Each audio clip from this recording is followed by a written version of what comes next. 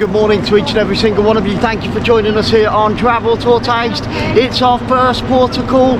Where are we today? We are in Spain. Yes, we've just got off ship. It's around sort of 9:30 to 9:45, so not too bad. We're here till 4:30 today, so we've got a good 6 or 7 hours just to go and explore. We're not going to be doing any excursions today. We're just going to wander around, see if we can get ourselves lost as we normally do. And yeah, just the sun's just coming up. We're ready to rock and roll, see what we can find and bring you as much fantastic footage. Hopefully there's plenty here to see and do. So. Yep, no excursion today, but next week we are going to be doing Barcelona, and we've got some flamenco dancing and tapas.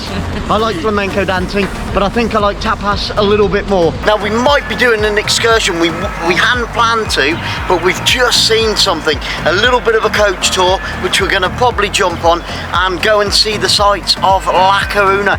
Now, strangely enough, 𝓳𝓸𝓲𝓷𝓲𝓷𝓲𝓷 favourite animal, or the animal that represents 𝓳𝓸𝓲𝓷𝓲𝓷, is the octopus, and that's one of my favourite animals as well. I saw one when I went scuba diving many years ago in Turkey. Now, a fun fact for 𝓳𝓸𝓲𝓷𝓲𝓷𝓰, it's the closest European port to New York. So if you want to go to New York, why not leave from 𝓳𝓸𝓲𝓲𝓷𝓲𝓷 if it goes there? I'm not sure. But how beautiful is she? And it is jam-packed. What a ship. Stunning facilities, amazing staff. The entertainment has blown my socks off so far. So I'm hoping that the next 10 or 12 days will be exactly the same. So let's not waste any more time. Let's go and grab some more fantastic footage from this amazing, beautiful place. It's a lovely little harbour there. And if we just spin around, just as you come out of the security, if you take a right, it will bring you around to this area here, which is wide open, and I think there's a beach down that way, and just up to my left hand side there's a little marketplace. I'm not sure whether it's there every day, but it could well be. So there's plenty to do when you arrive in 𝓳𝓸𝓲𝓷𝓲𝓷. Well, the sun's starting to come out now. The skies are getting bluer by the second, and the temperature's beginning to rise. As you can see, it is April, and I've got a body warmer on because the temperatures first thing this morning were a little bit nippy, but I've got a good feeling that that's going to be coming off very soon. It's starting to get really busy now. More and more people getting on shore, getting off the boat. Doesn't she look amazing? Doesn't she look amazing in the background there? Who, me? Yeah, Sarah. Yeah. No, the ship, the Arvia. Come on, what's going on? Oh, a lot of baklava. Baklava, obviously very popular. And dates and prunes. I'm not a massive fan of dates and prunes, but, you know, horses for courses. And it looks like this jewellery stall is very popular indeed. Bit of a queue forming. That's the sort of thing that you want when you're a stall owner. Wow, look at these handcrafted gifts. So there's plenty of little knickknacks, souvenirs that you can pick up just to the right hand side of the ship. Let's have a look what they've got over here as well. More jewellery, clothing, paintings. Look at that, all handcrafted. Very nice indeed. So yeah, this is really handy because it literally is only 2 minutes from the ship as you get off to the right hand side. Wallets, purses, again all handcrafted. I'm not sure how often this marketplace is here. What day is it today? It's a Tuesday, so it could be here every day of the week, who knows. Carousel there, but it's not open at the moment. I haven't been on a carousel for years. So what we're doing now, we're just going to head back towards where that coach trip was. It leaves at around 11 o'clock and it's going to be 20 euros each, and it's about a 2-hour trip, and it takes you sort of all around 𝓳𝓸𝓲𝓷𝓲𝓷𝓰, showing you all of, you know, the the photo opportunities and the great sights, and you get an English speaking guide, which hopefully will be able to bring you some of that, giving you the history and the background, why, what is where. That's a bit of a mouthful, isn't it? Why, what is where, and you know, the history on it. So it sounds like it's going to be fairly interesting. And €20 is probably around £17. Little children's play area there, so if you want to chill out, go and sit in one of the local bars. There's plenty to see here. Over on the far right hand side, there's a couple of restaurants and cafes. The children can come and play on there while you relax with a beer or coffee, and another little play area. So there's plenty to do, and as you can see, the ship is literally there. We've not been to 𝓳𝓸𝓲𝓷𝓲𝓷𝓰 before. We thought we had, we weren't sure, but we haven't. So that's another good reason why to go and just explore. We were going to do just a walk around and see what we can find. He's giving it some welly there, isn't he? Woo! Awesome.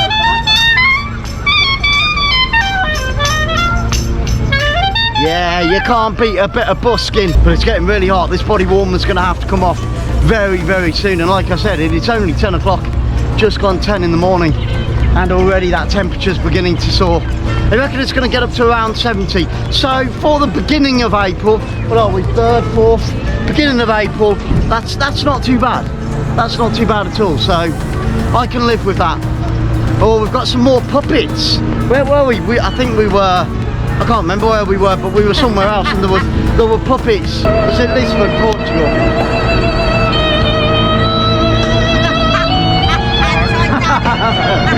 Playing the Titanic. That's not a good omen, is it? God, wow.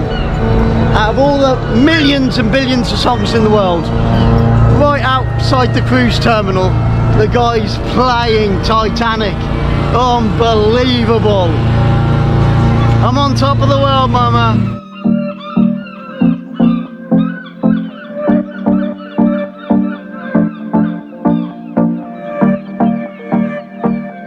Well, we have arrived at our first stop, and this is the gardens of San Carlos. Now these gardens are built on the ruins of an old fort which was built around the 13th century, but in the 16th century there was an explosion here, killing more than 200 people. Unfortunately, they were dispersing of some old works in the fort, and the explosion from a powder keg killed that 200 people.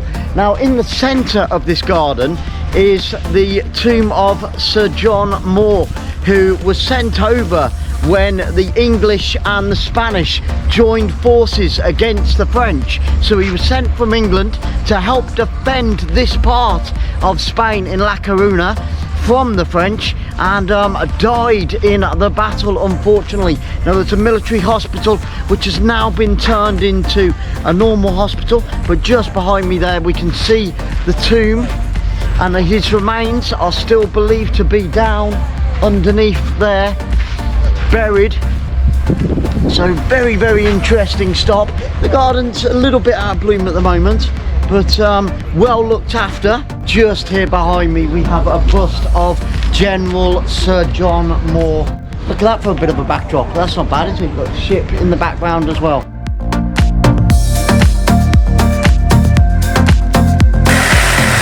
Well, we've just arrived at the second stop of our tour of La Coruna, or Coruna, or A Coruna, as some people call it. And this rather ugly person behind me is called Huron. Now there's a legend that has it. This is why this gentleman's here. He was actually a giant. He's not that tall now, but he was a giant. We're going to see a tower shortly called Hercules Tower. Now the tower was built by Hercules himself and by the Romans in the 1st century, as legend has it. Now this fellow He lived in a labyrinth and he was terrorizing the whole population of the surrounding areas. So Hercules, it was his 10th task out of the 12 tasks of Hercules. It was his 10th one. He had to defeat this giant, and it took him 3 days and 3 nights. After that, he managed to take off his head, and this tower that we're going to see, apparently the giant's head is buried underneath the tower. Now Hercules, he wanted to make a monument of this, so it's like a big lighthouse. You'll see it in just a few moments.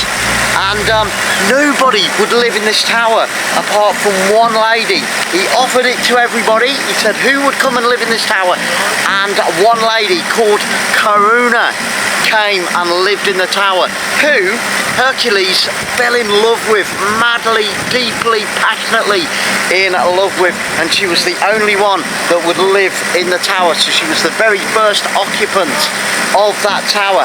Now the tower, like I said, was built in the 1st century by the Romans, and then in 1788 it was restored and updated and things were changed. We're going to take a walk up there in just a few moments, and it took up to 2 years.